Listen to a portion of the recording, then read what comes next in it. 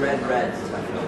Patty. Well, I don't have very much of a connected comment, but I do think it's at a media studies conference we're talking about connecting all these spaces. So in some ways we do need to have the conversations, but we also have all kinds of media.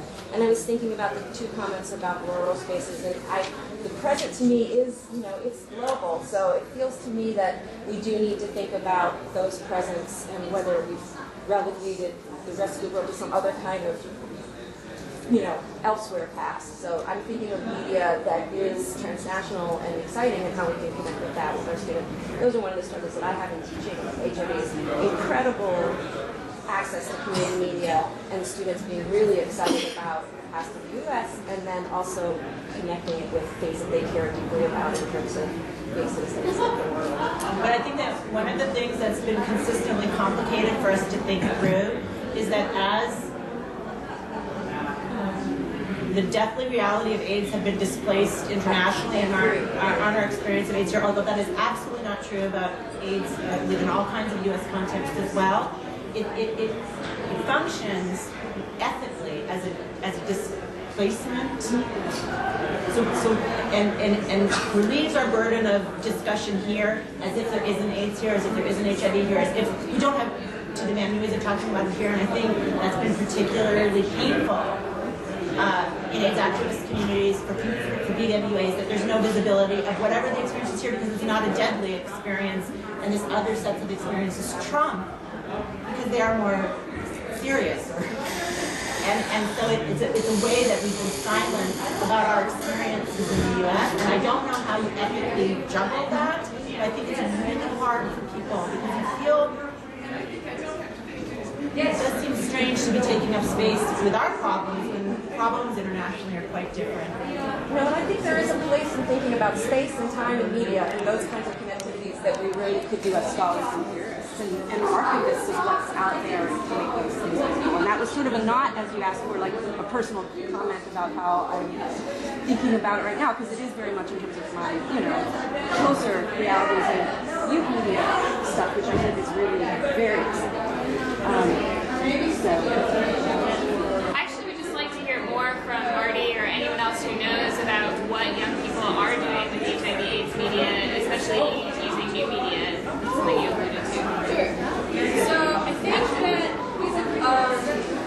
we call the panel Undetectable as kind of a nod to a lot of the organizing and media that's coming out now about this idea of undetectability, which is obviously a play on people not talking about HIV/AIDS. And a lot of the media now is responding to this phenomenon of what does it mean to be undetectable. If you take drug cocktails and your viral load goes low enough that the virus cannot be any longer detected in your body, even when you're HIV positive, what does that mean? What does it mean in terms of your identity, in terms of your health, in terms of the sex that you have, in terms of risk, in terms of the way that people see you, in terms of your partner, in terms of things like criminalization? If you're undetectable and there's a very low chance of viral transmission, what does it mean that you can still go to jail for not disclosing it? And there's a lot of young artists. Nathan Lee is the person that just curated an exhibit called Undetectable. There's an artist in Toronto who's trans called Maikiki, who does all this different work online about disclosure and being cause and having sex. There's this one project where Maikiki goes into a hotel room and videotapes everything and is cruising people online and saying, do you want to come to my hotel room and have sex with me? And the film and the internet part is about negotiating, being paused, and then having sex, and what those negotiations look like. And the undercurrent that runs through that is, what does it also look like to be cruising in gay male spaces where there is homophobia, how do different people identify, how do people talk and negotiate through HIV/AIDS interactions. And a lot of people like Maikiki who are making that kind of media are also HIV/AIDS educators who work with youth, who do different support groups, and also activists, like who started that poster campaign in Toronto called Points for Poster Virus, where Maikiki made a poster with somebody else and said, I bareback, I party, I'm positive, I'm responsible, and that created this huge backlash of people getting really angry. And one of the things about the anger that was really interesting is that it came across generations. So there was this huge panel that got set up in Montreal where a lot of older gay male activists, took the younger gay male activists to task on this, and some people also transgender, to be like we don't feel comfortable with talking about barebacking as something that people should do. And they're like, well, everyone's have these conversations? You know, what does it mean to talk about something that's happening already? And how do we use new media along with things like physical media, street art, postering, and then that whole campaign is also on Tumblr, it is circulating online, and on Facebook, and like recently Ryan Conrad, who's also like a rural AIDS activist figure from Maine, made a poster like, let's censor on the internet. And so then everyone's very excited like about censorship. You know, what's it mean to not be allowed to talk about gay male sex work and like sex acts on the internet? And so people are really using all kinds of different media together, like from street art in physical space and the way that circulates online to actually create those conversations now. And I think those conversations are really exciting, and they're also actually quite hard to access. Like, I don't know how many people here have seen that stuff, but to me, like, it's really hard to get rid of what people are actually making and doing. And one of the reasons why we commissioned an art piece for this is to have it be like cross-media. So we want to make videos, we have our Tumblr, we also want to have a conversation in person so that we're doing this across different spaces and different media as media scholars. It's on our flyer. It's on our flyer.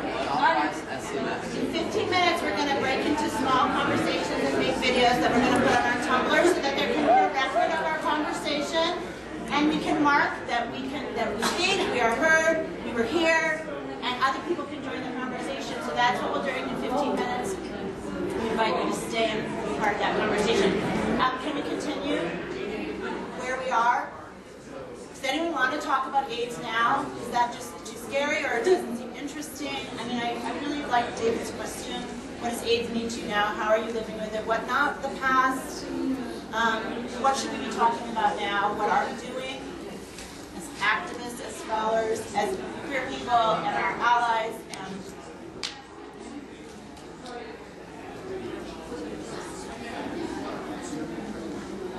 other things. I think it's very interesting that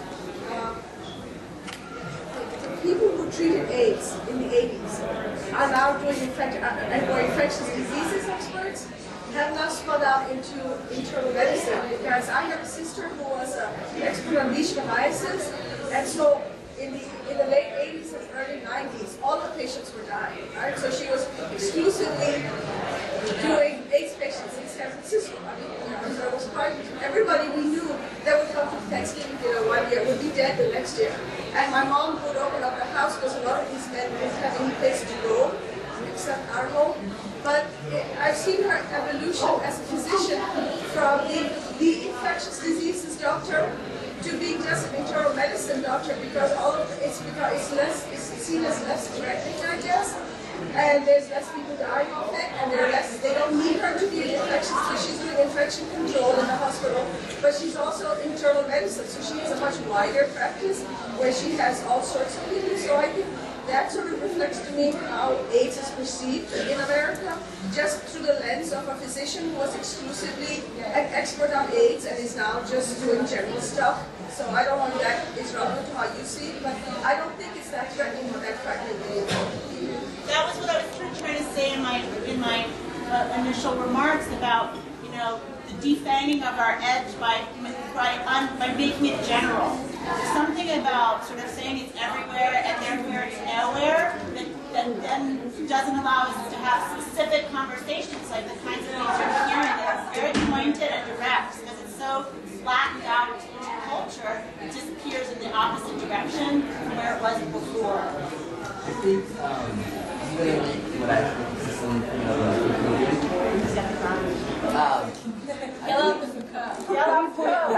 it's not a complicated point, but I think that given what he said about us not, there being no HIV/AIDS characters on TV and us not talking about AIDS as a present thing, I think in some ways we're actually talking about AIDS a lot and all the time, but in a very roundabout way. If you think about online hookup spaces, so AIDS is always there in perhaps occupying maybe a fetishized way, fetish object or some sort of way, but barebacking, and therefore AIDS or some ghostly presence of AIDS percolates and stitches through the online sexual communities for gay men, or I don't know if I want to characterize them as gay, but some sort of, and not only gay men actually. If you go to websites like FetLife.com, breeding, perhaps it's called something else, but breeding and other sort of fantasies that involves